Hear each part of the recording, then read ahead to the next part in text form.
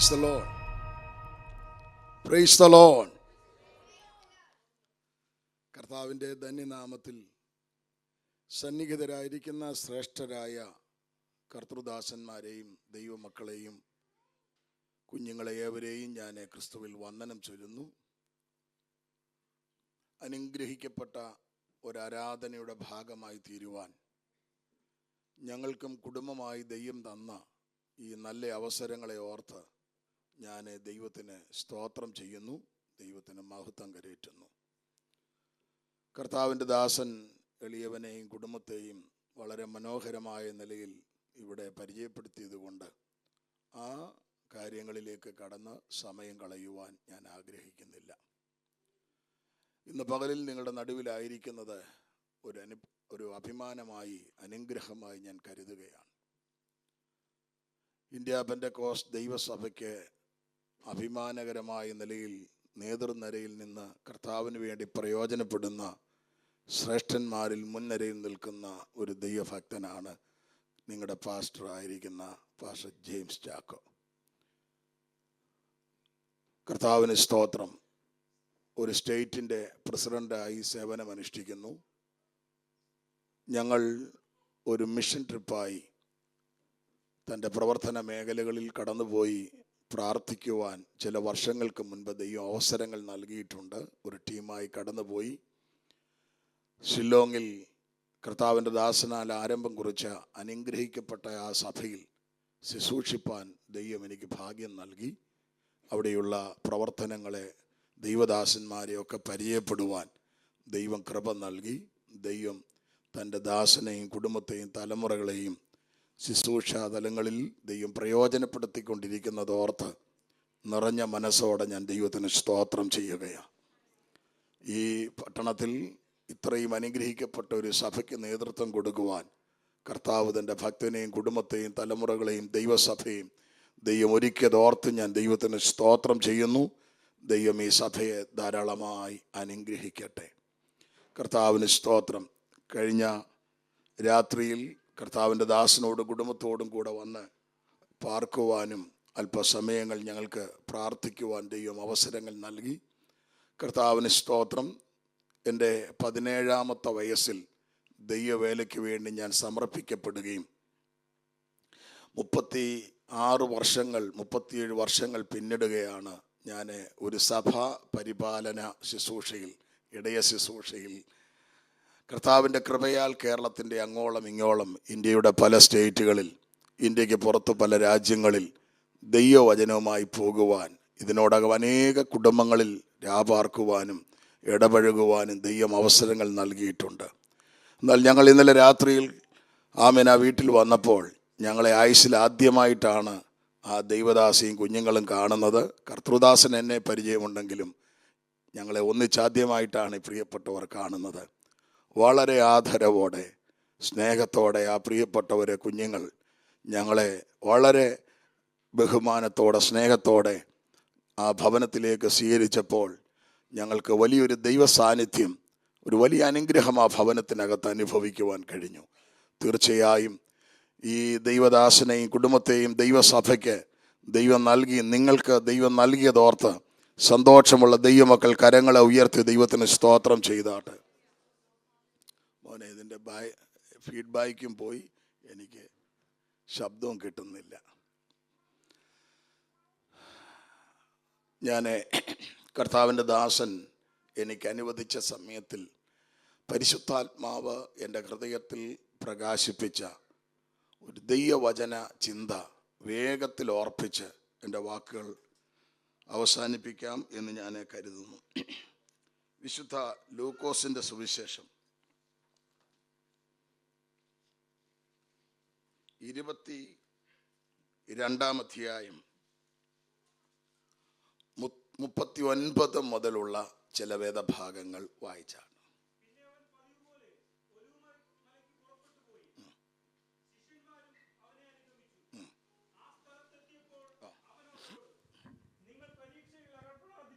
പ്രാർത്ഥിപ്പീൻ എന്ന് പറഞ്ഞു. താൻ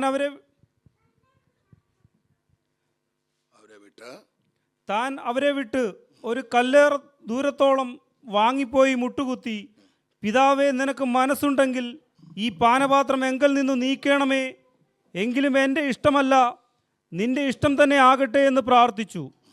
അവനെ ശക്തിപ്പെടുത്തുവാൻ സ്വർഗത്തിൽ നിന്നൊരു ദൂതൻ അവന് പ്രത്യക്ഷനായി. പിന്നെ അവൻ പ്രാണവേദനയിലായി അതിശ്രദ്ധയോടെ പ്രാർത്ഥിച്ചു. അവൻ്റെ വിയർപ്പ് നിലത്ത് വീഴുന്ന വലിയ ചോരത്തുള്ളി പോലെയായി. അവൻ പ്രാർത്ഥന കഴിഞ്ഞ് എഴുന്നേറ്റു ശിഷ്യന്മാരുടെ അടുക്കൽ ചെന്നു. അവർ വിഷാദത്താൽ ഉറങ്ങുന്നത് കണ്ട് അവരോട്, നിങ്ങൾ ഉറങ്ങുന്നത് എന്ത്? പരീക്ഷയിൽ അകപ്പെടാതിരിപ്പാൻ എഴുന്നേറ്റ് പ്രാർത്ഥിപ്പീൻ എന്ന് പറഞ്ഞു. മതി. ഞാൻ കഴിഞ്ഞ രാത്രിയിൽ വിശ്രമിക്കുവാൻ കിടക്കയിലേക്ക് പോയത് 1 മണിക്ക് ശേഷമാണ്. എന്നാൽ കൃത്യം 5 ആയപ്പോൾ ദൈവാത്മാവിനെ തട്ടി ഉണർത്തി.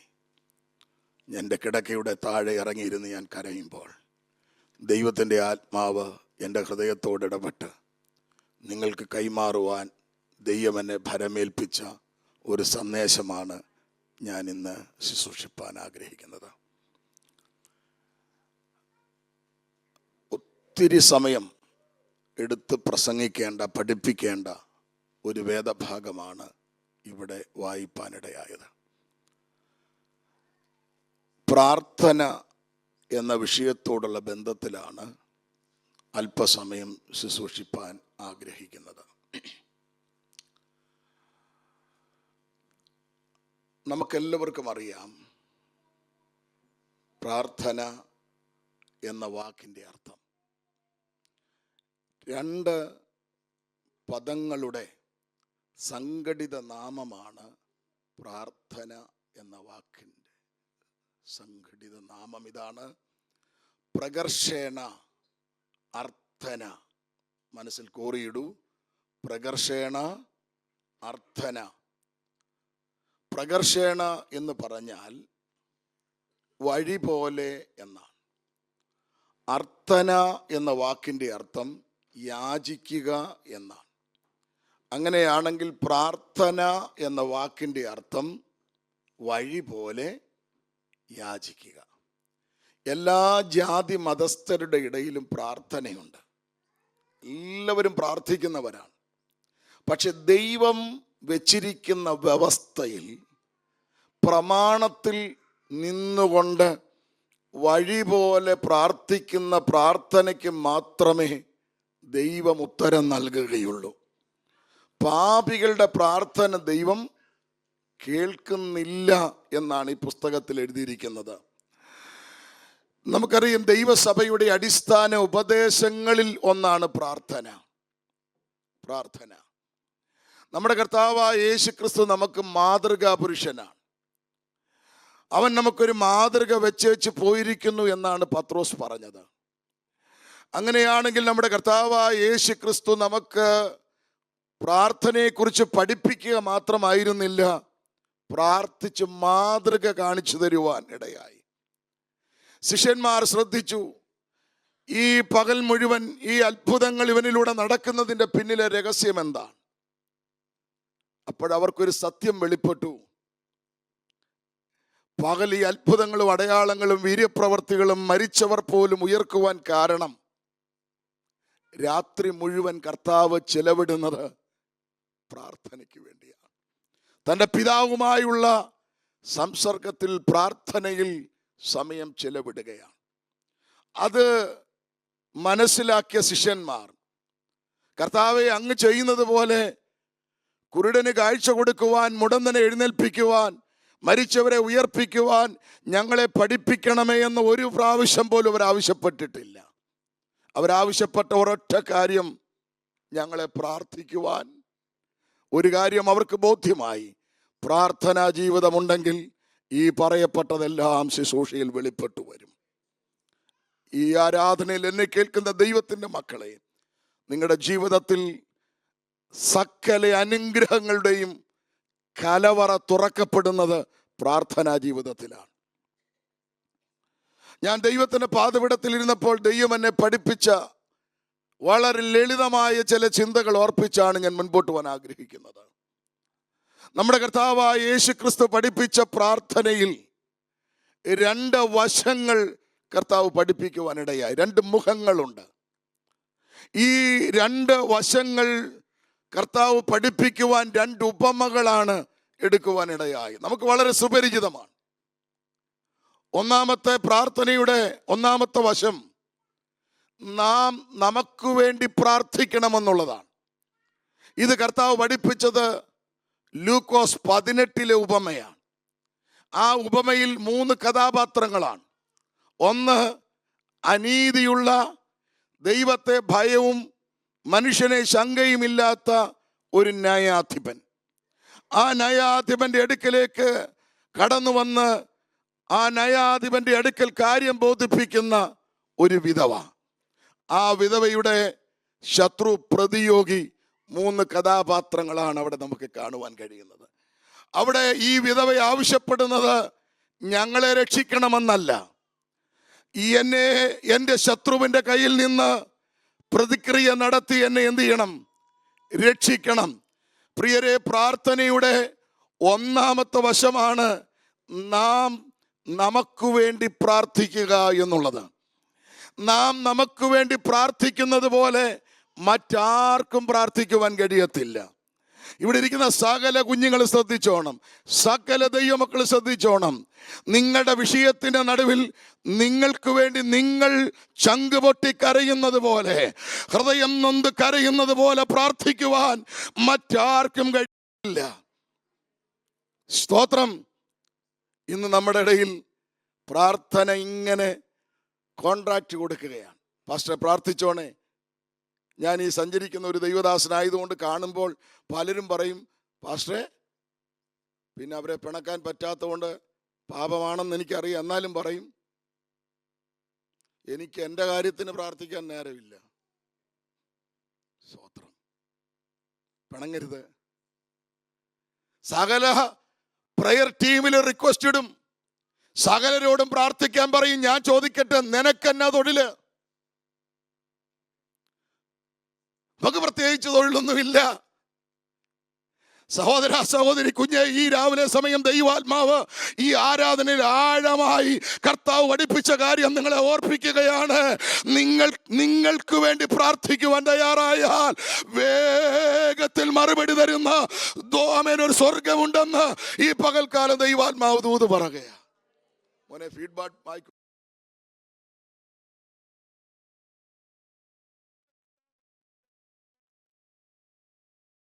ദൈവം എനിക്ക് തന്ന 5 ചിന്തകളുണ്ട്. ഇനി ഇത് കുറയ്ക്കരുത് കേട്ടോ. 5 ചിന്തകളുണ്ട്. ഈ വിധവയുടെ ജീവിതത്തിലെ 5 പരാജയങ്ങൾ നമ്മുടെ ജീവിതത്തിലെ 5 വിജയങ്ങളായി മാറി. ആമേൻ. ഏതൊക്കെയാണ് ഞാൻ വേഗത്തിൽ പറയാം. 1, ഈ വിധവ ചെന്ന് കണ്ടത് അനീതിയുള്ള ന്യായാധിപനെയാണ്. അദ്ദേഹത്തിന്റെ പ്രത്യേകത അവിടെ എഴുതിയിരിക്കുന്നത് ദൈവത്തെ ഭയവുമില്ല, മനുഷ്യനെ. അതൊരു പരാജയമല്ലേ? അതെങ്ങനെ നമുക്ക് വിജയമായി മാറിയത്? നാം കണ്ടുമുട്ടിയത്, നാം മുട്ടുമടക്കുന്നത് അനീതിയുള്ള ന്യായാധിപന്റെ മുൻപിലല്ല, നീതിമാനായ ദൈവത്തിന്റെ മുൻപിലാണ്. ദൈവം നീതിമാനാണ്. അവൻ പക്ഷം നോക്കുന്നവനല്ല. അവൻ കൈക്കൂലി വാങ്ങിച്ച് അവൻ ദരിദ്രന്റെ നീതിയെ മറിച്ചു കളയുന്നവനല്ല. അതുകൊണ്ടാണ് ഭക്തൻ അയ്യോബ് പറഞ്ഞത്, എന്റെ നീതിമാൻ ഉയരത്തിലുണ്ട്, എന്റെ സാക്ഷി സ്വർഗത്തിലുണ്ട്, എന്റെ ജാമ്യക്കാരൻ ആമേ സ്വർഗത്തിലുണ്ട്. ഇന്ന് പകൽക്കാലം യെശയ്യാവ് വിളിച്ചു പറയുന്നത് ഞാൻ അവിടെ ആവർത്തിക്കട്ടെ.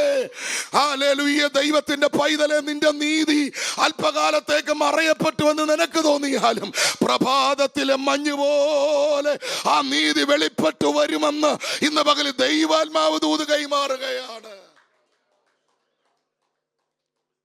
ദൈവത്തിന്റെ ദാസീദാസന്മാരെ, നമ്മുടെ നീതി തടയപ്പെടുന്നു എന്ന്, നമുക്ക് ന്യായമായി ലഭിക്കേണ്ട പ്രമോഷൻ, നമുക്ക് ന്യായമായി ലഭിക്കേണ്ട നന്മകൾ, നമുക്ക് ന്യായമായി ലഭിക്കേണ്ടത് ആമേ തടയപ്പെടുന്നു എന്ന് നമുക്ക് തോന്നിയാലും ഇന്ന് പകൽക്കാലം ഞാൻ ദൈവാത്മാവിൽ ദൂത് കൈമാറാ.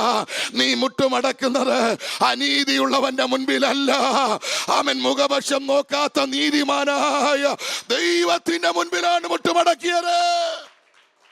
സ്തോത്രം. വിവരിക്കാൻ സമയം പോരാ, ഒത്തിരി കാര്യം എനിക്ക് പറയണം. എൻ്റെ പ്രാർത്ഥനാ മുറിയിൽ ദൈവം എന്നെ പഠിപ്പിച്ച രണ്ടാമത്തെ കാര്യം ശ്രദ്ധിച്ച് കേൾക്കണേ. ആരും പുസ്തകം വായിക്കണ്ട. 2, അതൊരു കോടതി ഭാഷയിലാണ് കർത്താവ് പറഞ്ഞത്. ന്യായാധിപന്റെ അടുക്കൽ, ന്യായാധിപൻ ഇരിക്കുന്നിടം കോടതിയാണല്ലോ, ആ കോടതിയിൽ വാദിഭാഗമുണ്ട്, പ്രതിഭാഗമുണ്ട്. ഇവരുടെ കേസുകൾ, വക്കാലത്തുകൾ എടുത്തു പറയുന്നത് ആ കേസ് അറ്റൻഡ് ചെയ്യുന്നത് ലോയേഴ്സാണ്, വക്കീലന്മാരാണ്. നിങ്ങൾ ആ ഭാഗം ഒന്ന് ശ്രദ്ധിച്ചേ. അവൾക്ക് അവിടെ കേസ് എടുത്തൊന്ന് ന്യായാധിപനോട് പറയാൻ അവൾക്കൊരു വക്കീലില്ല. അവൾ ഡയറക്റ്റ് എന്നാ പറയുന്നത്, പ്രതിക്രിയ നടത്തി. അതൊരു പരാജയമല്ലേ? ദൈവാത്മാവ് എന്നോട് പറഞ്ഞു, ഇതെങ്ങനെ നമുക്ക് വിജയമാകുന്നത് പറയാം. നാം ദൈവസന്നിധിയിൽ മുട്ടുമടക്കുമ്പോൾ നമുക്ക് വേണ്ടി പക്ഷപാതം ചെയ്യുന്ന ലോയേഴ്സ്, വക്കീലന്മാരുണ്ട്. ആമേൻ. യോഹന്നാന്റെ ലേഖനത്തിൽ ഇങ്ങനെ വായിക്കുന്നു, കുഞ്ഞുങ്ങളെ, നിങ്ങൾ പാപം ചെയ്യാതിരിപ്പാൻ ഞാനിത് നിങ്ങൾക്ക് എഴുതുന്നു. ഒരുവൻ പാപം ചെയ്തുവെങ്കിലോ നീതിമാനായ ഒരു കാര്യസ്ഥൻ, ഇംഗ്ലീഷിൽ അഡ്വക്കേറ്റ് എന്നാണ് എഴുതിയിരിക്കുന്നത്, പിതാവിൻ്റെ വലത് ഭാഗത്ത് എനിക്ക് വേണ്ടി, നിങ്ങൾക്ക് വേണ്ടി പക്ഷം പിടിച്ചു വാദിക്കുന്നു. ഇന്ന് പകൽക്കാലം ഇവിടെ ഇരിക്കുന്ന സകല കുഞ്ഞുങ്ങളും ഓർത്തോണം, നമ്മൾ തകർന്നു പോകാതെ ഇന്ന് ഈ ആരാധനയ്ക്ക് ഇവിടെ വരുവാൻ കാരണം നിന്റെ വിശുദ്ധിയുടെ ആഴം കൊണ്ടല്ല. ആമേ, നീ ദൈവത്തെ ആരാധിച്ച് ആരാധനയുടെ ആമേ വലിപ്പം കൊണ്ടല്ല. ആമേൻ. എനിക്കും നിനക്കും വേണ്ടി പക്ഷപാതം ചെയ്യുന്ന, പക്ഷം പിടിച്ചു വാദിക്കുന്ന ഒരു നല്ല വക്കീൽ പിതാവിന്റെ വലത് ഭാഗത്തുണ്ട്. ഇത് നമ്മൾ തിരിച്ചറിയണം.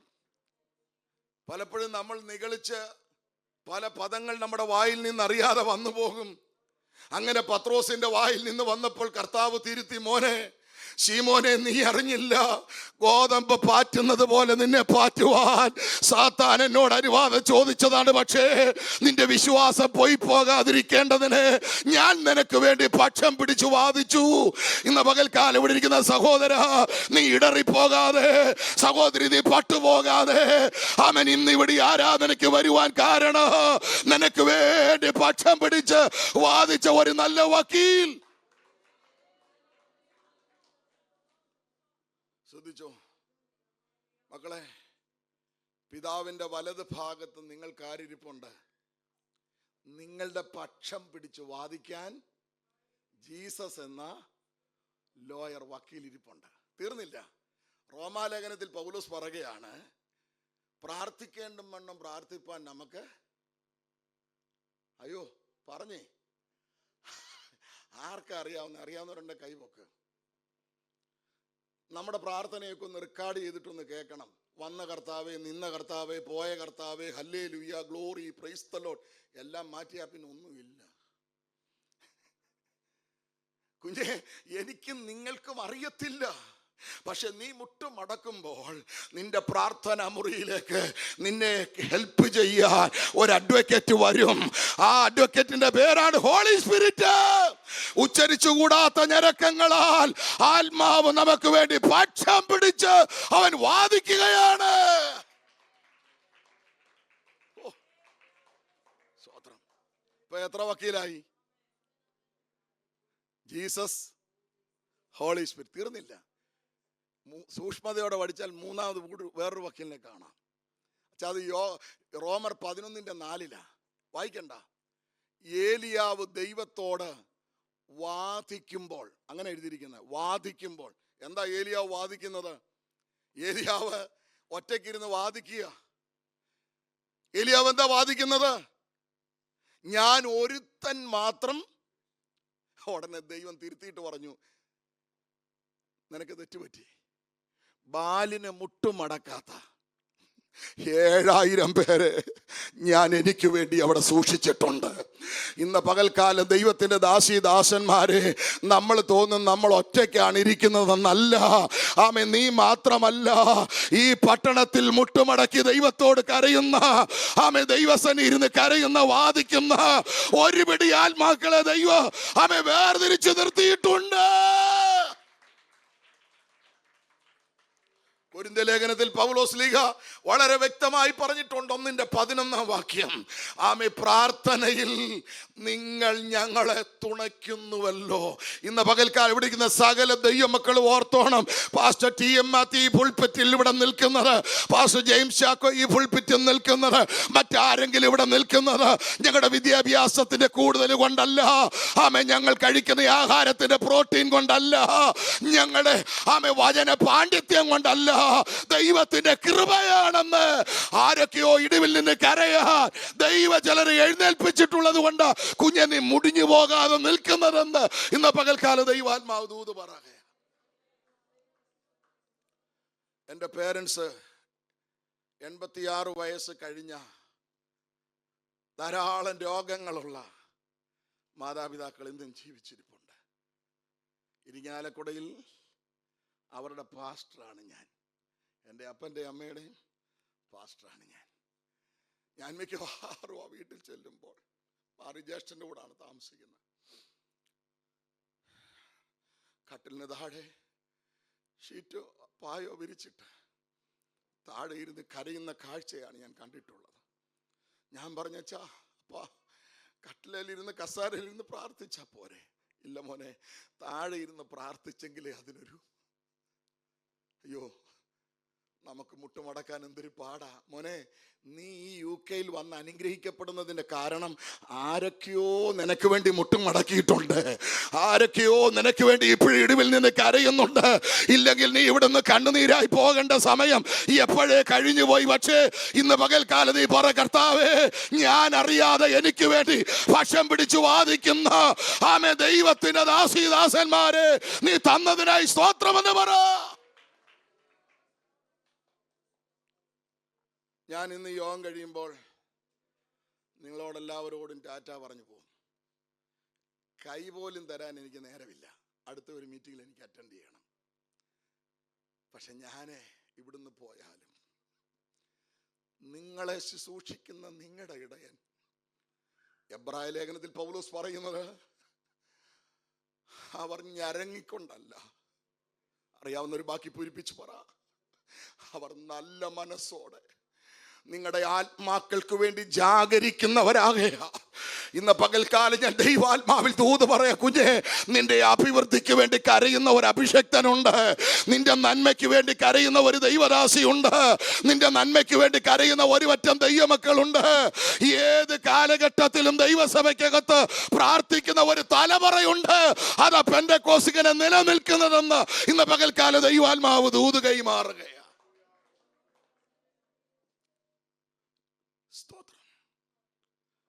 വിധവയുടെ കേസ് എടുത്തൊന്ന് പറയാൻ അവൾക്കൊരു വക്കീല് ഇല്ല. അതൊരു പരാജയമല്ലേ? 3, അച്ഛാ, കോടതി പോയിട്ടുള്ളവരുണ്ടോ ഇവിടെ? കോടതി കണ്ടിട്ടുണ്ടോ?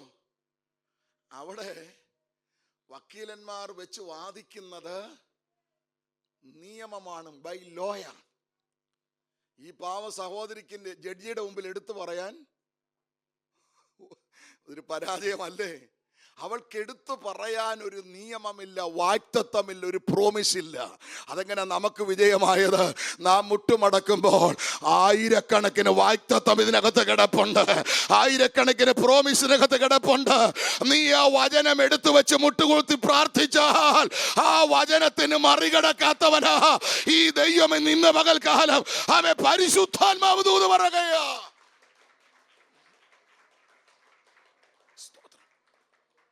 നീ സാമ്പത്തികമായി പ്രതിസന്ധിയിലൂടെ പോകുന്ന ഒരു ദൈവവൈതലാണോ? മുട്ടുമടക്കിയിട്ട് ഈ പുസ്തകത്തിലെ വചനം വെച്ച് പ്രാർത്ഥിക്കണം, എൻ്റെ ദൈവമോ നിങ്ങളുടെ ബുദ്ധിമുട്ടൊക്കെയും തൻ്റെ പൂർണ്ണമായി എന്ത് ചെയ്യും? തന്നോടടുക്കുന്നവരെ പൂർണ്ണമായി രക്ഷിപ്പാൻ അവൻ പ്രാപ്തനാകുന്നു. ഈ വചനം വെച്ച് നീ 10 പ്രാവശ്യം പ്രാർത്ഥിച്ചു നോക്ക്. ആമേ, നിന്റെ ജീവിതത്തിൽ നീ അനുഭവിക്കുന്ന ഏത് ക്രൈസിസും ആമേ വിടുതലുണ്ടെന്ന് ദൈവാത്മാവ് ദൂത് കൈമാറുകയാ. നീ ഒറ്റയ്ക്ക് വിശ്വാസത്തിലേക്ക് വന്ന ഒരു കുഞ്ഞാണോ? ഈ പുസ്തകത്തിലുണ്ട്, കർത്താവേ, നിന്റെ വചനത്തിൽ ഇങ്ങനെ എഴുതിയിരിക്കുന്നു, കർത്താവായ യേശു ക്രിസ്തുവിൽ നീ വിശ്വസിക്കുക. അടുത്തത്, എന്നാൽ ഇത് വാഗ്ദത്തമോ? വാഗ്ദത്തം, നമുക്ക് ഈ വാഗ്ദത്തം ഒക്കെ പ്രാർത്ഥിക്കാൻ വാഗ്ദത്തം വായിച്ചിട്ട് വേണ്ടേ? നമുക്ക് ആകെ അറിയാവുന്ന ഡിസംബർ 31 വാഗ്ദത്തമാണ്. അതിപ്പോഴും ബൈബിളിനകത്ത് ഇരിപ്പുണ്ട്, അതും പിടിച്ചോണ്ടിരിക്കുക. സ്തോത്ര.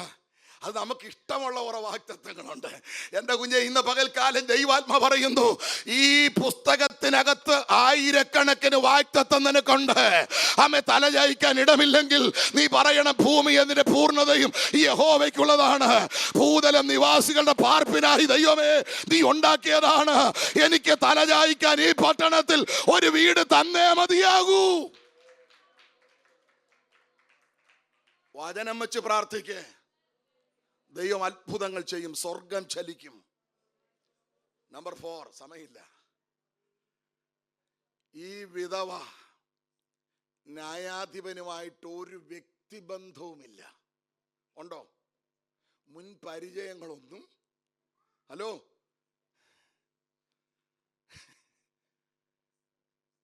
നമുക്കതെങ്ങനാ വിജയമായത്? അപ്പ എന്ന് വിളിക്കാൻ പുത്രത്വത്തിന്റെ ആത്മാവായി എനിക്ക് തന്നിരിക്കുന്നത്. ഞാനും ദൈവവും തമ്മിലുള്ള ബന്ധം, ദൈവം എൻ്റെ പിതാവും ഞാൻ ദൈവത്തിന്റെ മകനുമാ.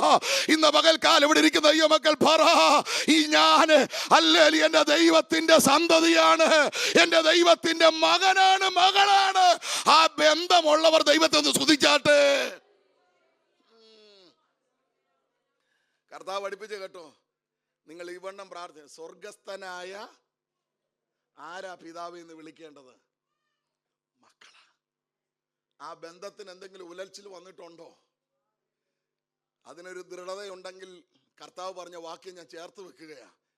ഒരായുസ് മുഴുവൻ അപ്പനെ സേവിച്ചിട്ട് മോന്റെ പരാതി, എല്ലാം നശിപ്പിച്ചവൻ മടങ്ങി വന്നപ്പോൾ ദേ കൊട്ടും കുരവയും അറക്കലും കഴിക്കലും കുടിക്കലും ഉടുക്കലും ഗംഭീരമായി തടക്കുക. ഇവന്റെ പരാതി എന്താണെന്നറിയാമോ? അപ്പൻ ഇതുവരെ എനിക്കൊന്നും. ഉടനെ അപ്പൻ പറഞ്ഞൊരു പദം ഞാൻ അടയാളപ്പെടുത്തിയിട്ടുണ്ട്. മകനെ, എന്റേതെല്ലാം, ഉറക്കപ്പറ വായിച്ചിട്ടുള്ളവർ, എന്റേതെല്ലാം നിന്റേതാ. ഈ ഒരു ദർശനത്തിലേക്ക് നീ കയറുമ്പോഴാണ് നീ അഭിവൃദ്ധി പ്രാപിക്കാൻ പോകുന്നത്. ആമേ, സ്വർഗത്തിലെ അപ്പൻ എന്തെല്ലാം ഉണ്ടോ അതെല്ലാം നിന്റെ അവകാശമാ, നിന്റെ അവകാശമാ. ആധാര ആത്മമണ്ഡലത്തിൽ ഈ വെളിപ്പാട് അകത്ത് കയറി ഒന്ന് ആത്മാവിൽ പ്രാർത്ഥിക്ക. സ്തോത്രം. നമ്മളിപ്പോഴും യാചകരായിട്ടിരിക്കുകയാണ്. നമ്മളെ സാദൃശ്യപ്പെടുത്തിയിരിക്കുന്ന ആടിനോടാണല്ലോ. ആട് ഏതു നേരം മേ മേ മേ മേ, തരണമേ തരണമേ തരണമേ. നിന്റെ മേവെപ്പ് നിർത്ത്. എൻ്റെ അപ്പൻ്റെ സ്വത്ത് എൻ്റെ അവകാശമാണ്. സ്വർഗത്തിലെ ദൈവത്തിന്റെ എന്തെല്ലാം ആമേ പുസ്തകത്തിലെ കാര്യമാണ് ഞാൻ ഈ പഠിപ്പിക്കുന്നത്. ആമേ, സ്വർഗത്തിലെ അപ്പന്റെ എന്തെല്ലാം ആസ്തിയുണ്ടോ, ഈ ഭൂമിയിൽ ഒരപ്പന്റെ ആസ്തി മക്കൾക്ക് അവകാശമാണെങ്കിൽ സ്വർഗീയ അപ്പന്റെ അവകാശം നിന്റെ അവകാശമാ. ഇന്ന് പകൽക്കാലം പറ, അത് എന്റെ അവകാശമാണ്.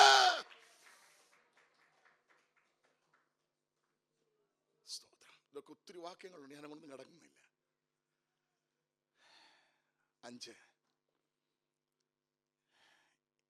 ന്യായാധിപന്റെ അടുക്കലോട്ട് തോന്നുമ്പോ ഓടിച്ചെല്ലാൻ പറ്റുമോ മക്കളെ? അവിടെ എന്തെടുക്കണം? അയ്യോ, ഇവിടെ നിങ്ങൾക്കിത് വളരെ ഈസി ആയിട്ട് മനസ്സിലാവും. സ്വന്തം മോന്റെ അടുക്കലോട്ട് പോണേലും വിളിച്ച് അപ്പോയിന്റ്മെന്റ് എടുക്കാൻ പറ്റുമോ? മോനെ, ഡാഡി അങ്ങോട്ട് വരട്ടേടാ. എന്തിനേരെ ഒരു വീട്ടിൽ താമസിക്കുന്നവരാണെങ്കിലും ടോറെ ചെന്ന് മുട്ടി, അതൊക്കെ നല്ല കാര്യങ്ങളാണ് കേട്ടോ. നിങ്ങൾക്കത് പെട്ടെന്ന് മനസ്സിലാകും. ഇവൾക്ക് നിശ്ചയിക്കപ്പെട്ട സമയത്ത് മാത്രമേ ന്യായാധിപന്റെ അടുക്കൽ ചെല്ലാൻ. അതെങ്ങനെ നമുക്ക് പ്ലസ് പോയിന്റ് ആയത്? 24 മണിക്കൂറും 365 ദിവസവും അപ്പാ എന്ന് വിളിച്ചുകൊണ്ട് കൃപാസനത്തോളം അടുത്ത് എല്ലാം അവകാശം ലഭിച്ച ദൈവമക്കളാണെങ്കിൽ ഇന്ന് പകൽക്കാലം ആദരം തുറന്ന് ആത്മാവിനെ ആരാധിക്കുക. അത് അമാവാസിയാണെങ്കിലും, അത് പൗർണമാസിയാണെങ്കിലും, അത് രാത്രിയാണെങ്കിലും, അത് പകലാണെങ്കിലും, അത് സിംഹക്കുഴിയിലാണെങ്കിലും, 7 മടങ്ങ് തീച്ചുളയിലാണെങ്കിലും, ആമേ, ദൈവത്തെ അപ്പ എന്ന് വിളിക്കാൻ അടുത്ത് എല്ലാവരുള്ള ധൈര്യം ലഭിച്ച ദൈവമക്കൾ കരങ്ങളെ തട്ടി അന്യഭാഷയിൽ അല്പസമയങ്ങൾ ആത്മാവിൽ ആരാധിക്കാൻ.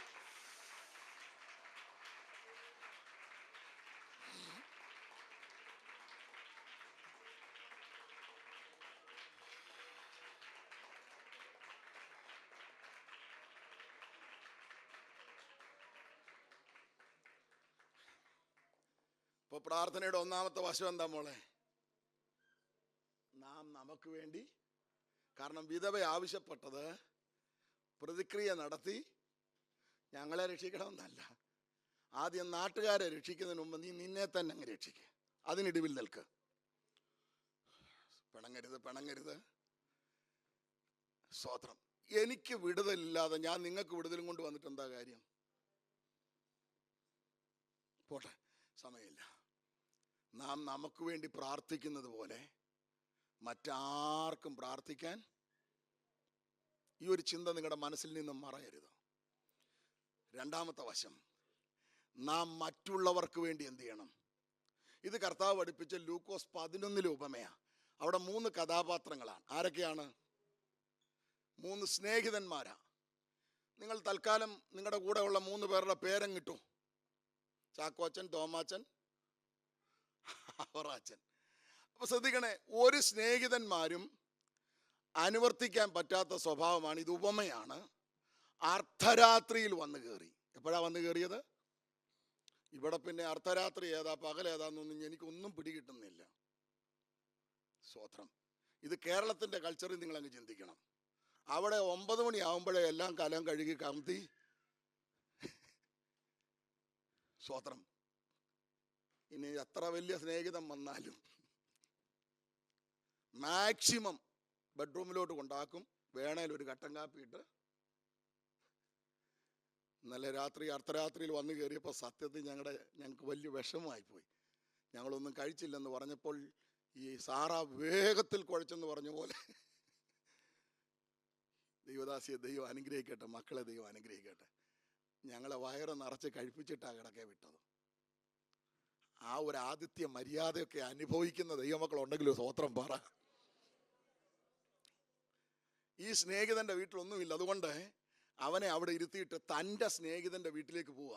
എത്ര ദൂരമെന്നൊന്നും പുസ്തകത്തിൽ, പക്ഷെ സമയം എഴുതിയിട്ടുണ്ട്. മോളെ, സമയം എഴുതിയിട്ടുണ്ട്. ആ സമയം ഏതാ? ഇത്രയും ദൂരം നടന്ന് ഈ അർദ്ധരാത്രിയിൽ പോകുന്നവനെ തടഞ്ഞു നിർത്തി ഞാൻ ചോദിക്കുന്നു, നീ ആർക്കു വേണ്ടിയാ പോന്നേ? നിനക്ക് വേണ്ടിയാണോ? നിനക്കൊരു ഭാര്യയില്ലേ? നിനക്കൊരു മക്കളില്ലേ? നിനക്ക് ഈ രാത്രിയെ ഭയമില്ലേ?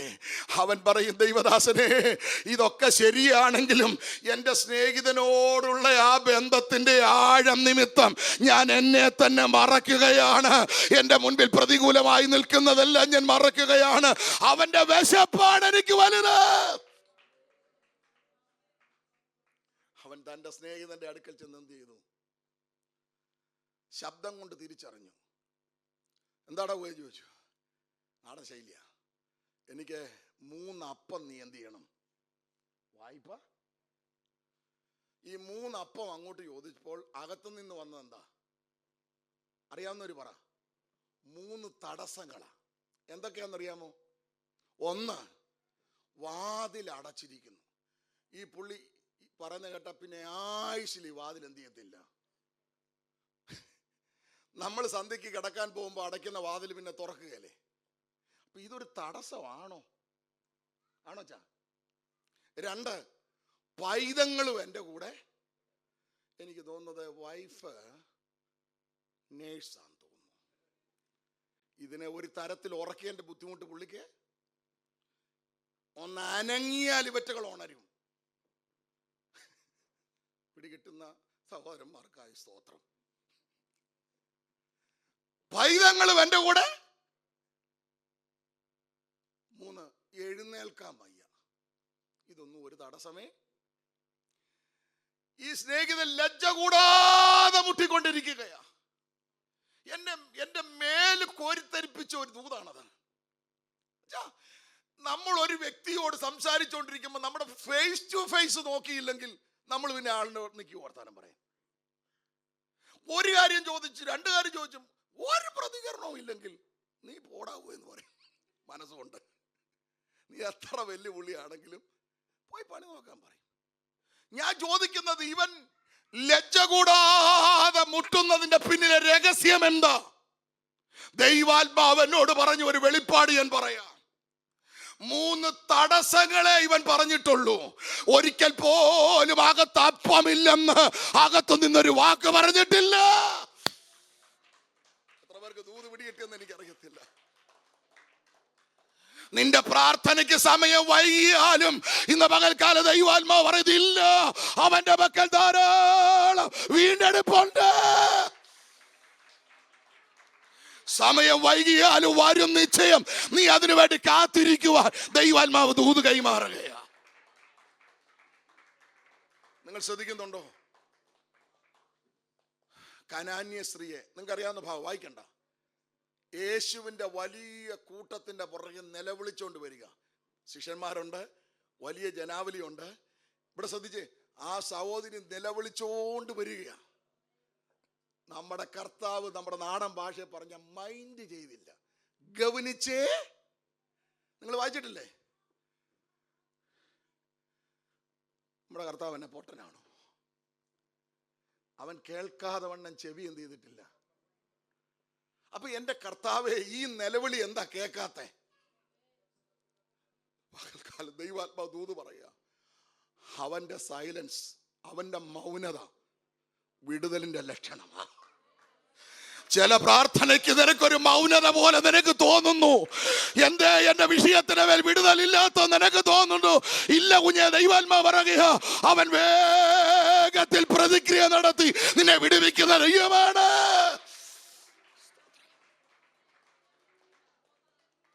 കർത്താവിന്റെ ഈ മൗനത കണ്ടിട്ട് ശിഷ്യന്മാർ പറഞ്ഞു, ഗുരു, എത്ര നേരമായി ഈ പാവ സ്ത്രീ നിന്റെ പിന്നാലെ? റെക്കമെൻഡേഷൻ വന്നു. ഉടനെ കർത്താവ് പറയുക, കാണാതെ പോയ എൻ്റെ ആടുകളുടെ അടുക്കലേക്കാണ് ഞാൻ. ഇതൊക്കെ കേട്ടിട്ടും സഹോദരിയുടെ നിലവിളി നിർത്തുന്നുമില്ല. അവൾ പിൻവാങ്ങാനോട്ട്. ഇവിടെ ശ്രദ്ധിച്ചേ, കർത്താവ് അതിൻ്റെ പുറകെ ചങ്ക് പൊളക്കുന്ന ഒരു വാക്കൂടെ പറഞ്ഞു, മക്കളുടെ അപ്പം എടുത്ത്. ഞാൻ ചോദിക്കട്ടെ, ഈ സഭയ്ക്കകത്ത്, ഹെബ്രോൻ സഭയ്ക്കകത്ത്, നിങ്ങളുടെ പാർശ്വ പ്രസംഗപത്തി അബദ്ധവശാൽ, ഞാൻ ആരുടെയും പേര് പറയുന്നില്ല, നായെന്നോ നായക്കുട്ടിയെന്നോ പറഞ്ഞാൽ,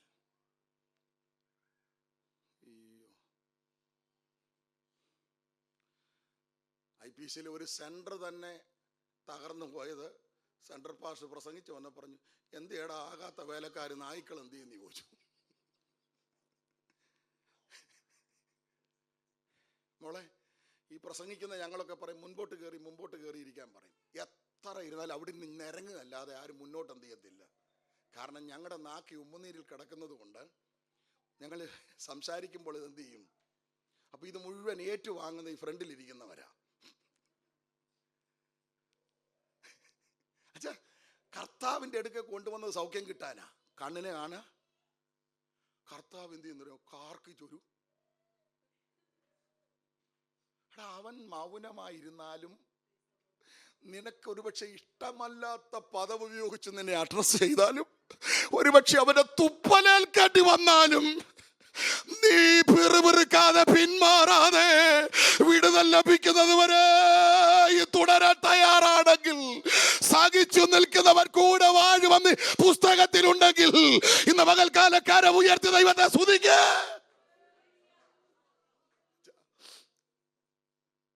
ഈ പാവം സഹോദരി കനാന്യശ്രീ പറഞ്ഞ വേട് കണ്ടോ? യജമാനനെ, ആ മേശയിൽ നിന്ന് വീഴുന്ന അപ്പനുറുക്കുകളുടെ നായ്ക്കുട്ടികളും. ഞാൻ ചിന്തിക്കുക, ദൈവമേ, പാവ ഹന്ന കൊച്ച്. ഇവിടെ ശ്രദ്ധിച്ചേ, ഹന്ന സഹോദരി വീട്ടിനകത്തെ കുത്ത് സഹിക്കാൻ വയ്യാതെ ആ പള്ളിയിലോട്ട്, ഉറക്കെ പറ, അവിടെ കമ്പിപ്പാരയും കൊണ്ടായിരിക്കുന്നത്. ഇറങ്ങട്ടെ നിന്റെ. അച്ഛാ ഇതിങ്ങനെ പറയാൻ കാരണം എന്താണെന്നറിയാമോ? ഈ ഏലി പുരോഹിതൻ എന്തോ ചെയ്യാന്നറിയാമോ? ആർക്ക് പറയാം? സഹോദരന്മാരെ, അല്ലല്ല ഏലി പുരോഹിതൻ എന്ത് ചെയ്തുകൊണ്ടിരിക്കുകയായിരുന്നു? പുസ്തകത്തിലെ വാക്യം പറയണം. അല്ലല്ല, ഹന്നയുടെ വായിലോട്ട് നോക്കിയിരിക്കുക. അപ്പൊ പുള്ളിയുടെ തൊഴിൽ എന്താ?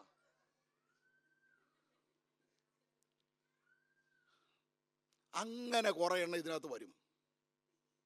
കുഞ്ഞെ, പള്ളിയിലുള്ള എല്ലാവരുടെയും കണ്ണ് കർത്താവിങ്കൽ പതിഞ്ഞതുപോലെ നിന്റെ മുഖം മനുഷ്യരുടെ മുഖത്തേക്കല്ല നോക്കേണ്ടത്, അവങ്കിലേക്ക് നോക്കിയ പ്രകാശിതരായി അവരുടെ മുഖം ലജ്ജിച്ചു പോയതില്ല. പാവ സഹോദരിയുടെ വായി നോക്കിക്കൊണ്ടിരുന്നത് കൊണ്ട് പുള്ളി വിളിച്ചു പറയും, ഇറങ്ങട്ടെ നിന്റെ. നമ്മളായിരുന്നെങ്കിൽ പറയാവുന്നതൊക്കെ വായി വന്നതൊക്കെ പറഞ്ഞ് പറ്റിയില്ലെങ്കിൽ വാട്സപ്പിലൂടെ ഇട്ട് നാറ്റിച്ചിട്ട് അടുത്ത സഭയിലോട്ട് എന്ത് ചെയ്തേനെ? ഈ പെങ്കൊച്ച് പറഞ്ഞു കേട്ടോ, യജമാനനേ, കുഞ്ഞെ, നിനക്ക് എതിരായി വന്ന വാഗൊണ്ട് തന്നെ അനുഗ്രഹത്തിന്റെ ദൂത് പറയിക്കാൻ നിന്റെ കൃപയോടുകൂടിയുള്ള ഇടപെടലിന് കഴിയുമെന്ന് ഇന്ന് പകൽക്കാല ദൈവാത്മാവ് ദൂത് കൈമാറുകയാ. ശ്രദ്ധിച്ചേ, ഒരു വലിയ വെളിപ്പാട് പറഞ്ഞ് പ്രാർത്ഥിക്കാൻ പോവാ. പ്ലീസ്. മക്കളുടെ മേശയിൽ നിന്ന് വീഴുന്ന അപ്പനുറുക്ക് കൊണ്ടും നായ്ക്കുട്ടികൾ എന്ത് ചെയ്യുന്നുണ്ട്? ഉടനെ കർത്താവ് പറയും, ഇസ്രായേലിൽ ഇതുപോലൊരു വിശ്വാസം ഞാൻ. എന്താ അങ്ങനെ പറയാൻ കാരണം? നിങ്ങൾക്കൊന്നും പിടികിട്ടിയില്ല. എന്താ അതിന്റെ വെളിപ്പാടെന്നറിയാമോ? ആ കനാന്യ സ്ത്രീ പറയുക, യജമാനനെ, അങ്ങ് സ്വർഗത്തിൽ നിന്നിറങ്ങി വന്ന ജീവന്റെ അപ്പമാ. ആമേൻ, നിന്റെ മക്കളായ യഹൂദന്മാർ കാൽവറിയുടെ കുലക്കളത്തിൽ അങ്ങയെ പിച്ചി പറിക്കുമ്പോൾ അവിടെ നിന്ന് വീഴുന്ന ഒരു ബ്രോക്കൺ മതി എനിക്ക് ഈ വിജാതീയ സ്ത്രീയായ എന്റെ കുഞ്ഞിന് വിടുതല കിട്ടാ. ഈ വെളിപ്പാട് അകത്ത് കയറട്ടെ. പോരാ, ഇങ്ങനെ ഇരുന്ന പോര സഹോദര. ഇന്ന് പകൽക്കാല ആത്മാവിൽ ദൈവത്തെ ആരാധിക്ക്. നിന്റെ വിടുതൽ ഇന്ന് പകൽക്കാല നിന്റെ അധരങ്ങളിലായിരിക്കുന്നത്. ആമേൻ. സ്തോത്രം. ഇവിടെ ശ്രദ്ധിച്ചേ, നിങ്ങളുടെ പലരുടെ ഇരിപ്പ് കാണുമ്പോൾ എൻ്റെ ചങ്ക് പൊട്ടുക. എൻ്റെ സഭയ്ക്കകത്തെ എൻ്റെ ആദ്യത്തെ കൺമണി 7 വർഷം വാളെടുത്ത് വെളിച്ചപ്പാട് തുള്ളിയ ചന്ദ്രന, അമ്പലത്തിൽ വാളെടുത്ത് തുള്ളിയ ചന്ദ്രന. വാള് വെച്ചിറങ്ങുമ്പോൾ പുള്ളിയുടെ സമ്പാദ്യമായി കിട്ടിയത് പുകവലി, മദ്യപാനം, ഭ്രാന്ത്.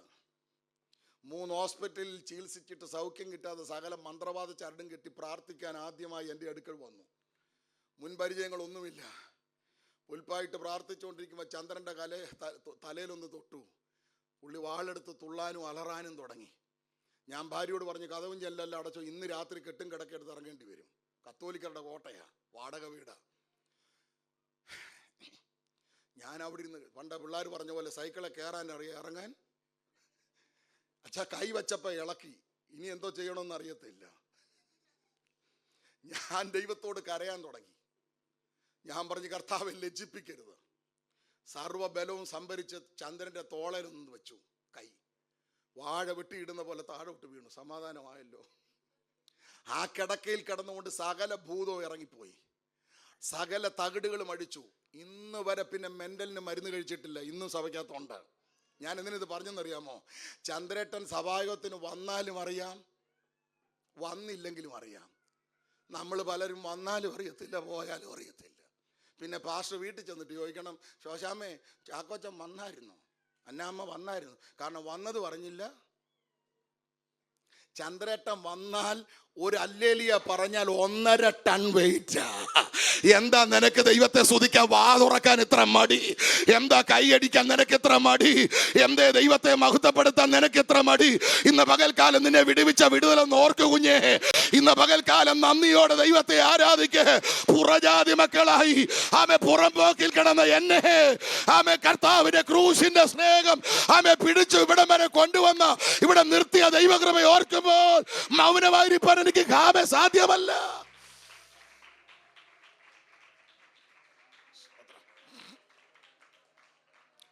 കർത്താവിന്റെ തിരുമേശ കൊണ്ട് സമയം നിർത്തണം. എനിക്കറിയാം, എനിക്ക് അനുവദിച്ച സമയം കഴിഞ്ഞു. പക്ഷെ ഒന്നും പറയാൻ പറ്റിയില്ല. ഞാൻ ചോദിക്കുന്നു, ഈ സ്നേഹിതൻ ഓ താങ്ക് യു. ഈ സ്നേഹിതൻ ആർക്കു വേണ്ടി ഈ അർദ്ധരാത്രിയിൽ പോയത്? തൻ്റെ സ്നേഹിതന് വേണ്ടി.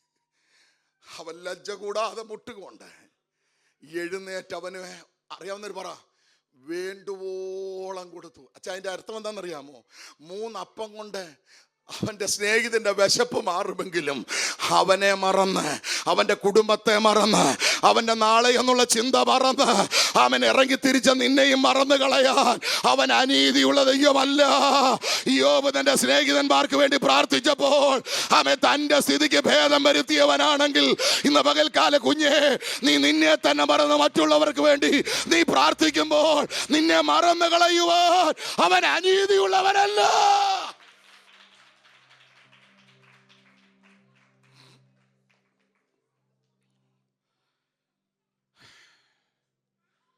കർത്താവ് പ്രാർത്ഥിക്കാൻ പതിവ് പോലെ എവിടേക്ക് പോയി? ഉറക്കെ പറ. യോഹന്നാൻ 7 ഒടുവിലത്തെ വാക്യവും 8 ഒന്ന് വായിക്കേണ്ട സമയമില്ല. ഓരോരുത്തൻ താൻ്റെ വീടുകളിലേക്ക് പോയി. വാക്യം ശ്രദ്ധിച്ചോണേ. ഓരോരുത്തൻ താൻ്റെ വീടുകളിലേക്ക് പോയി. 8:1. യേശുവോ? ഓരോരുത്തർക്കും പോകാൻ വീടുണ്ട്, യേശുവിന് തലചായ്ക്കാൻ ഇടമില്ല. യേശു പ്രാർത്ഥിക്കാൻ ഒലിവുമലയിലേക്ക് പോയി. രാജാക്കന്മാരുടെ പുസ്തകത്തിൽ ഇങ്ങനെ വായിക്കുന്നു, ആഹാബ് രാജാവ് ഭക്ഷിച്ചു പാനം ചെയ്യുവാൻ കൊട്ടാരത്തിലേക്ക് പോയി, ഏലിയാവോ കർമ്മേലിലേക്ക് പോയി. ആമേൻ. വീണ്ടും നമ്മൾ ശൗമേലിന്റെ പുസ്തകത്തിൽ വായിക്കുന്നു, യോനാഥാൻ കൊട്ടാരത്തിലേക്ക് പോയി, ദാവീദോ കാട്ടിലേക്ക് പോയി. ഇന്ന് പകൽക്കാലം അഭിഷക്തന്മാരെ, ദൈവത്തിന്റെ മക്കളെ, നിനക്ക് പോകാൻ ഒരു ഒലിവുമലയുണ്ടെങ്കിൽ, നിനക്ക് പോകാൻ ഒരു കാടുണ്ടെങ്കിൽ, നിനക്ക് പോകാൻ ഒരു കർമ്മേലുണ്ടെങ്കിൽ, ഇന്ന് പകൽ ഞാൻ ആത്മാവിൽ ദൂത് കൈമാറുകയാ. ആരുടെ വായിലും വരാത്ത പുതിയ പാട്ട് നിന്റെ ആദരങ്ങളിൽ തരാൻ എന്റെ ദൈവത്തിന് ശക്തിയുണ്ട്. ആരെ കൊണ്ട് ജയിക്കുവാൻ കഴിയാത്ത ആത്മീയ ശുശ്രൂഷയുടെ ആഴം നിന്റെ ശുശ്രൂഷയിൽ വെളിപ്പെട്ടു വരാൻ ആമേ പരിശുദ്ധാത്മാവിന് ഇന്ന് കഴിയുമെന്ന് പരിശുദ്ധാത്മാവ് ദൂത് കൈമാറുകയാ. ശ്രദ്ധിച്ച ദൈവമക്കളെ, യേശു പ്രാർത്ഥിക്കാൻ ഒലിവുമലയിലേക്ക്. മക്കളെ, അവിടെ ഒരു പദം അടിവരയിടണം. പതിവ് പോലെ. എങ്ങനെ? ദാവീദ് പറയുന്നു, ഞാൻ കാലത്തും. ദാനിയേൽ 6:10 താൻ മുൻപ്. എല്ലാവരും എൻ്റെ കൂടെ ഉണ്ടോ? പ്ലീസ്. പ്രശ്നം വന്നിട്ട് പ്രാർത്ഥിക്കുന്നവരാകരുത് നിങ്ങൾ. ഈ സഭ നിലനിൽക്കണമെങ്കിൽ, ഈ സഭ വളരണമെങ്കിൽ, ആമേൻ, ഇവിടെ ആത്മാക്കൾ കടന്നു വരണമെങ്കിൽ, ഇവിടെ വരുന്ന ദൈവമക്കൾക്ക് ആമേ പതിവ് തെറ്റാതെ പ്രാർത്ഥിക്കുന്ന ഒരു പ്രാർത്ഥനയുടെ വലിയൊരു ശൃംഖല ഈ ദൈവസഭയ്ക്ക് ഉണ്ടാകണമെന്ന് ഞാൻ ആത്മാവിൽ പ്രവചിക്കുകയാ.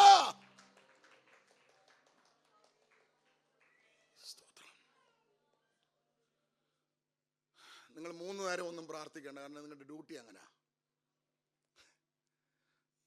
നിങ്ങളൊക്കെ കേരളത്തിൽ നിന്ന് വന്നിട്ട് ഇപ്പോൾ അധികം വർഷങ്ങളായി കാണില്ലെന്നാണ് എൻ്റെ ചിന്ത. മാക്സിമം ഒരു 5, 6 അതിൽ താഴെയുള്ളവരാണ് ബഹുഭൂരിപക്ഷവും. എൻ്റെ അപ്പനും അമ്മയും ജീവനോടുണ്ട്. ഭയങ്കര തീവ്രവാദി എൻ്റെ അപ്പൻ പെന്തക്കോസിനകത്ത്. ഇപ്പം പിന്നെ ഈ പല്ലൊക്കെ കൊഴിഞ്ഞ് സിംഹത്തിൻ്റെ കൂട്ടിരിക്കുക.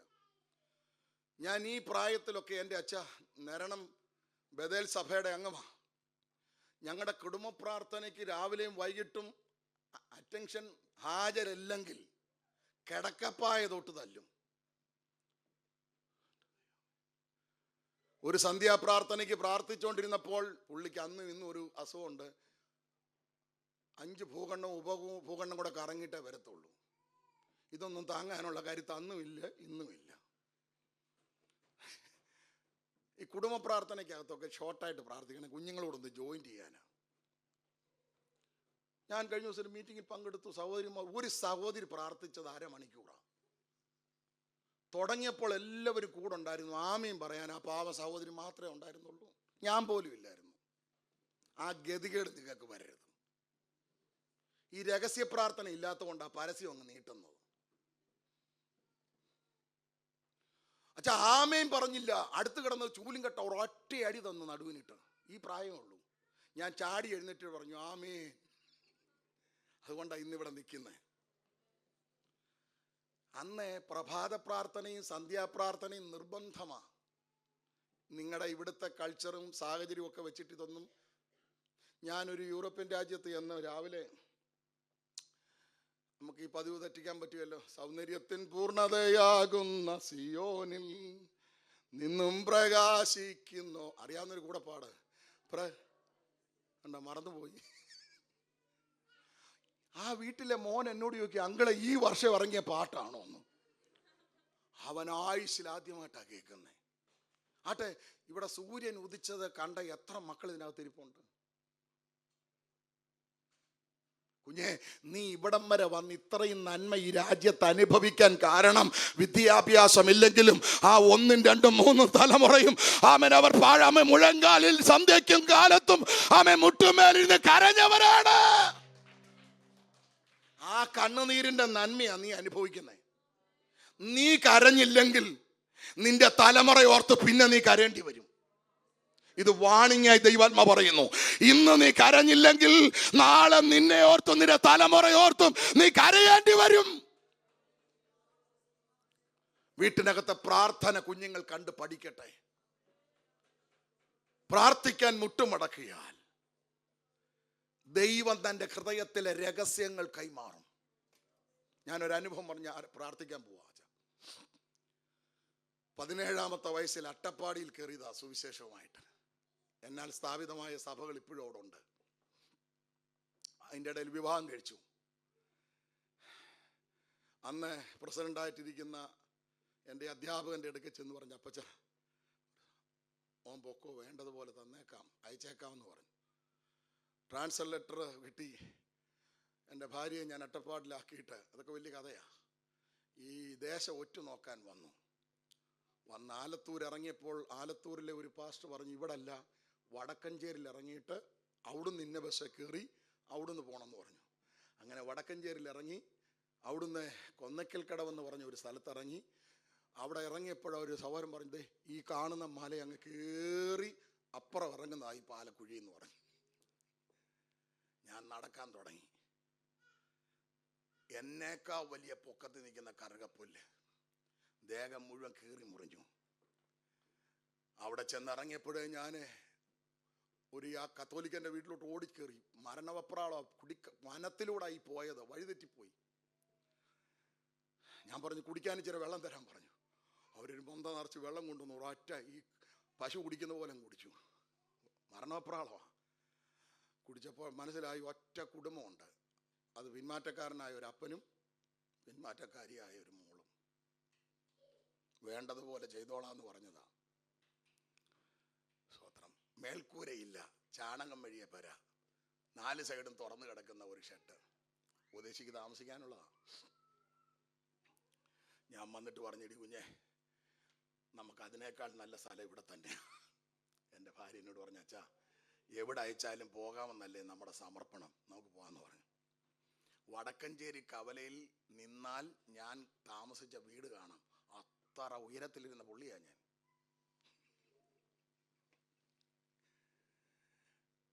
മുഴുവൻ ഫോറസ്റ്റാണ്, ഏക്കർ കണക്കിന് വനമാ.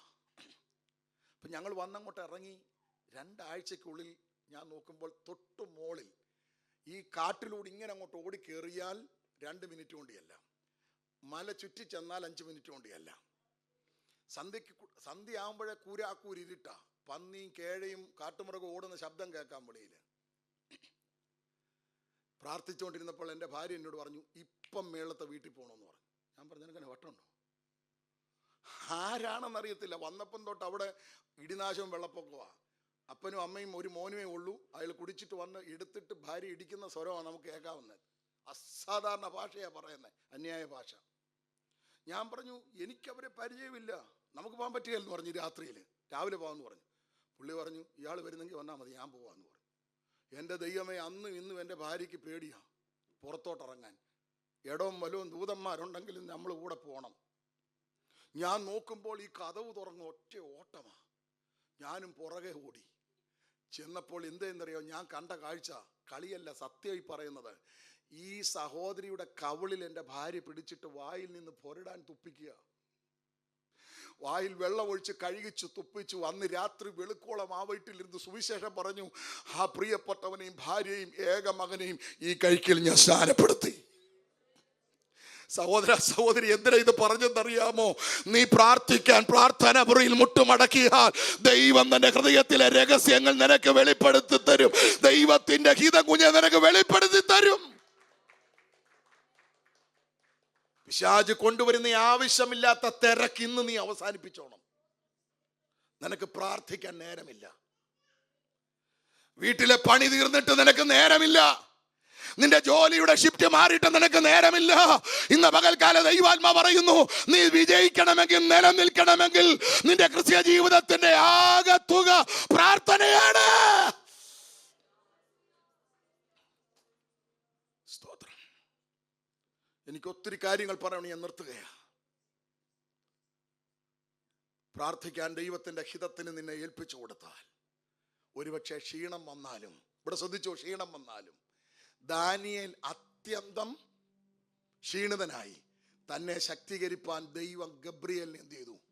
ഇവിടെ ശ്രദ്ധിച്ചേ, യേശു ഗെത്സമനയിൽ അനുഭവിക്കാൻ പോകുന്ന വേദനയുടെ ആ ഭാരം ദൈവഹിതം ഏറ്റെടുത്തപ്പോൾ തന്റെ രോമകൂപങ്ങളുടെ രക്തം വിയർപ്പ് തുള്ളിയായി പുറത്തിറങ്ങി.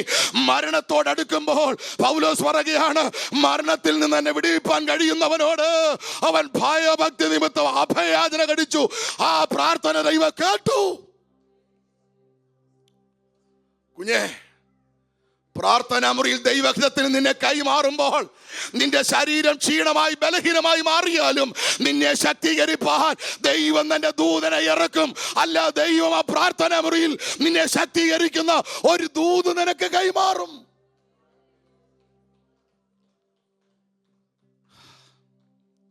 ആരും തലയിൽ കൈവെക്കണ്ട. ഒരു പ്രവാചകനെ തേടി നീ പോകണ്ട. പ്രാർത്ഥിക്കാൻ നീ മുട്ടുമടക്കിയാൽ ആ പ്രാർത്ഥനാ മുറിയിൽ നിന്ന് ഇറങ്ങി വരുന്നത് നിന്റെ പ്രശ്നത്തിന്റെ പരിഹാരത്തിന് ദൈവം നിന്നോട് സംസാരിച്ച ദൈവത്തിന്റെ ശബ്ദവുമായിട്ടാണ്. എല്ലാ കണ്ണുകളും ഒരു നിമിഷം അടച്ചാട്ടെ.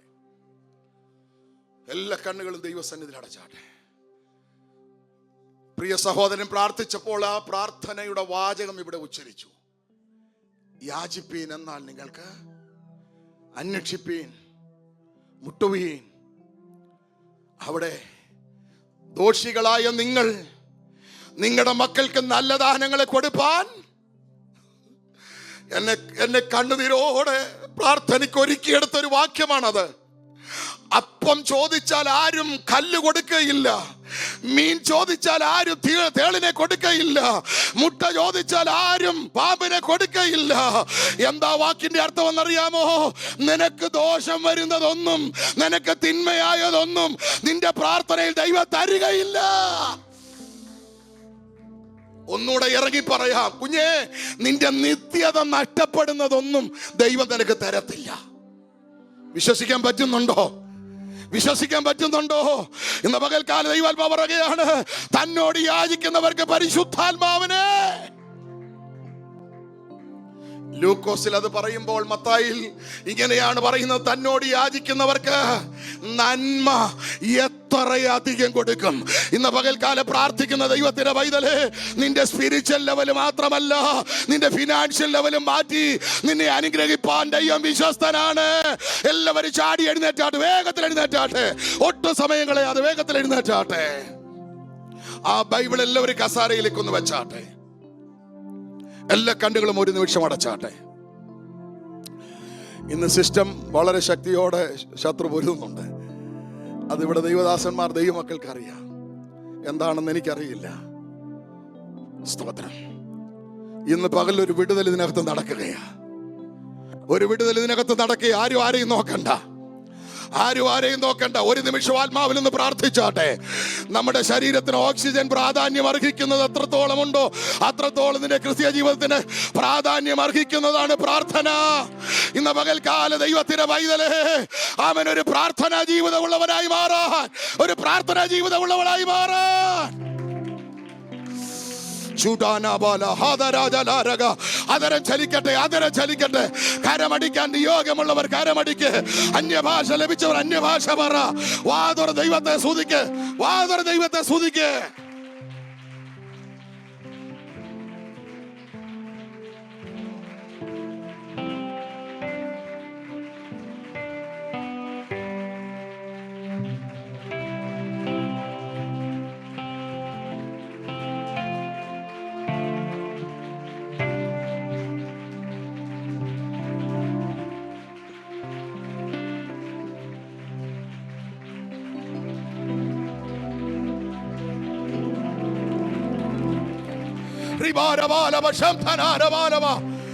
പ്രാർത്ഥിച്ചു വിടുതലേറ്റെടുത്തവളാ നീ.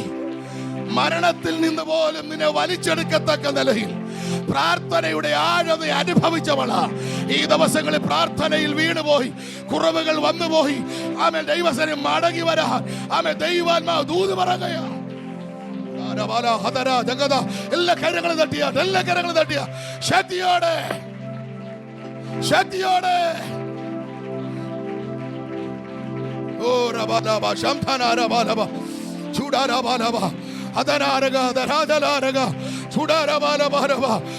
കരങ്ങളെ തട്ടി ആത്മാവിൽ ആരാധിക്ക്. സഹോദരങ്ങളെ കരങ്ങളെ തട്ടി വാ തുറന്ന് ദൈവത്തെ ആരാധിക്ക്. ഇത് പെന്തക്കോസ്തിന്റെ ആരാധനയാ, ഇത് അഭിഷേകത്തിന്റെ ആരാധനയാ. യേശുവിന്റെ രക്തം ചെയ്യാം. അഭിഷേകത്തിന്റെ അടുത്ത ഒരു ലെവലിലേക്ക്, അടുത്ത ഒരു ലെവലിലേക്ക് ദൈവമേ, അടുത്ത ഒരു തലത്തിലേക്ക്, അടുത്ത ഒരു തലത്തിലേക്ക്.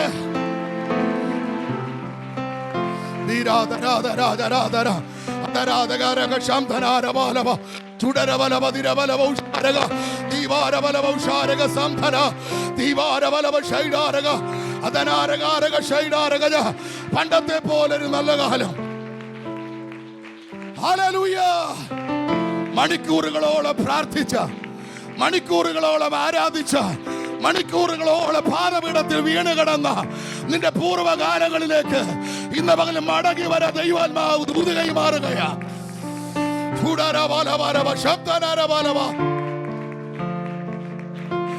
ഹല്ലേലൂയ, ഹല്ലേലൂയ, ഹല്ലേലൂയ.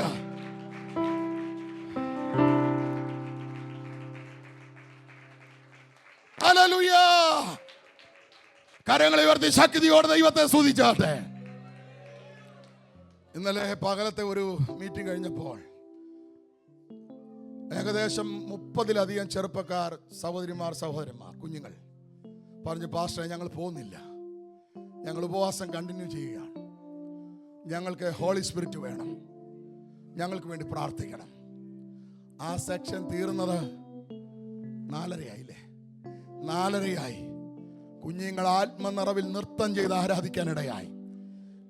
ഒരു ചടങ്ങിന്റെ ആരാധനയായി നീ ഇറങ്ങിപ്പോകരുത് മോനെ. അഭിഷേകത്തിന്റെ നിറവ് നീ പ്രാപിക്കണം. ആത്മശക്തി കൂടാതെ നിനക്ക് മുൻപോട്ട് പോകാൻ സാധ്യമല്ല.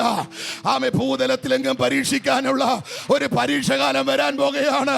അന്ന് നിനക്ക് പിടിച്ചു നിൽക്കാൻ കഴിയണമെങ്കിൽ, അകപ്പെട്ടു പോകാതിരിപ്പാൻ നീ ഉണർന്ന് പ്രാർത്ഥിക്കട്ടെ.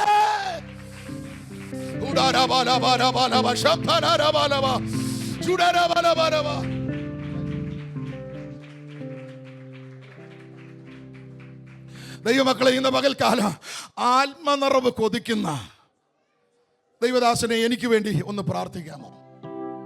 എനിക്ക് നിങ്ങളുടെ ഇടയിലോട്ടൊന്നും കയറി വരാൻ പറ്റുകയില്ല, ചേർ കിടക്കുക. എനിക്കൊരു ആത്മനിറവ് ആവശ്യമുണ്ട്. ഒരിക്കൽ ഞാൻ ആത്മനിറവിൽ ആരാധിച്ചവനാ. ഒരിക്കൽ ഞാൻ മണിക്കൂറുകളോളം പ്രാർത്ഥിച്ചതാ. പക്ഷെ ഇന്ന് എൻ്റെ ജീവിത സാഹചര്യങ്ങളുടെ നടുവിൽ ഞാൻ ആ പ്രാർത്ഥനയിൽ നിന്നും, ആരാധനയിൽ നിന്നും, ആ ഉപവാസത്തിൽ നിന്നും, ആമേൻ, ആത്മനിറവിൽ നിന്നും ഞാൻ ഒത്തിരി വ്യതിചലിച്ചു പോയി. ഇന്ന് പകൽക്കാലം ഞാൻ മടങ്ങി വരുന്നു. എനിക്ക് വേണ്ടി ഒരു നിമിഷം ഒന്ന് പ്രാർത്ഥിക്കാമോ എന്ന് ആഗ്രഹിക്കുന്ന ആരെങ്കിലും ഉണ്ടെങ്കിൽ കരമൊന്ന് ഉയർത്തിയാട്ടെ, കരം ഉയർത്തി പിടിച്ചാട്ടെ. ആ ഉയർത്തിയ കരങ്ങൾക്കായി സ്തോത്രം. എല്ലാ കരകൾ താത്തിട്ടാട്ടെ, എല്ലാ കരകൾ താത്തിട്ടാട്ടെ. ആമേ സ്തോത്രം. നിങ്ങൾക്ക് കഴിയുമെങ്കിൽ ഒരു നിമിഷം വേഗത്തിൽ മുൻപോട്ട് വരാം, വേഗത്തിൽ മുൻപോട്ട് കടന്നു വരാം. ആമേ സഹോദരന്മാർ, ആമേ പാട്ട് പാടുന്ന കുഞ്ഞുങ്ങൾ വേഗത്തിൽ മുമ്പോട്ട് വന്നാട്ടെ.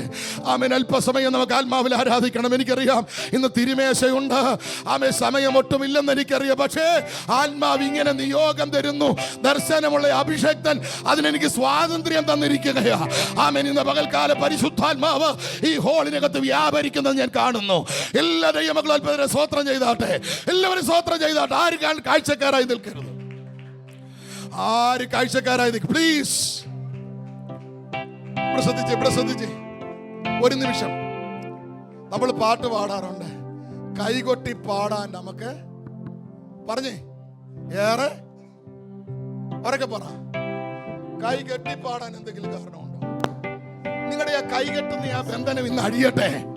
ആമേ കൈ തട്ടി ദൈവത്തെ ആരാധിക്കേ, വാ തുറന്ന് ദൈവത്തെ ആരാധിക്കേ, ശബ്ദം ഉയർത്തി ദൈവത്തെ ആരാധിക്കേ. കുഞ്ഞേ, ഇന്ന് പകൽക്കാലം എനിക്ക് വേണ്ടി അല്ലത് പറയുന്നത്. നിന്റെ വീട്ടിനകത്ത് വിടുതൽ നടക്കാൻ, നിന്റെ ജോലി സ്ഥലത്ത് വിടുതൽ നടക്കാൻ. ഓ ശബാരാബാലാബ ദീവാരാബ.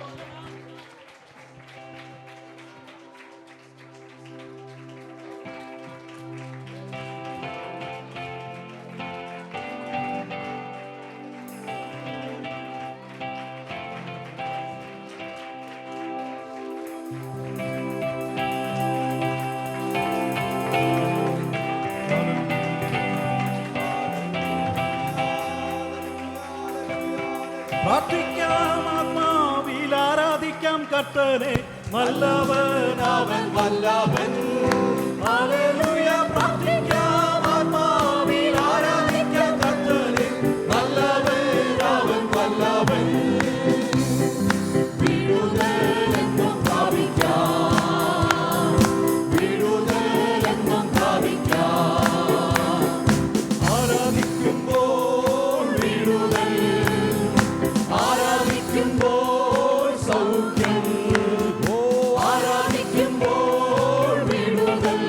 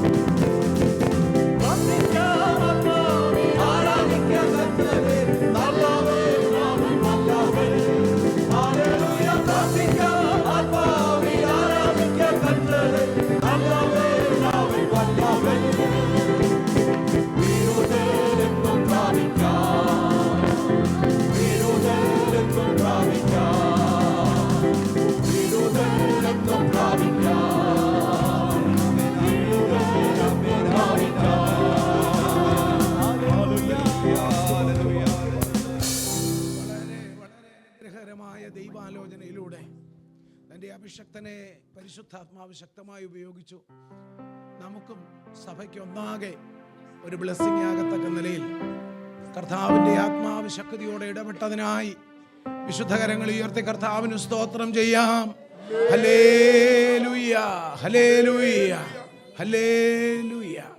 എല്ലാവർക്കും ശാന്തമായിട്ടിരിക്കാം. കർത്താവിൻ്റെ ദാസനെ ശക്തമായിട്ട് ഉപയോഗിച്ചല്ലോ. മുൻപോട്ടുള്ള നാളുകളിൽ അസാധാരണമായ ദൈവകൃപയിലും അഭിഷേകത്തിലും ഒരു കുടുംബമായി കർത്താവ് വൻ കാര്യങ്ങൾക്കായിട്ട് ഒരുക്കട്ടെ.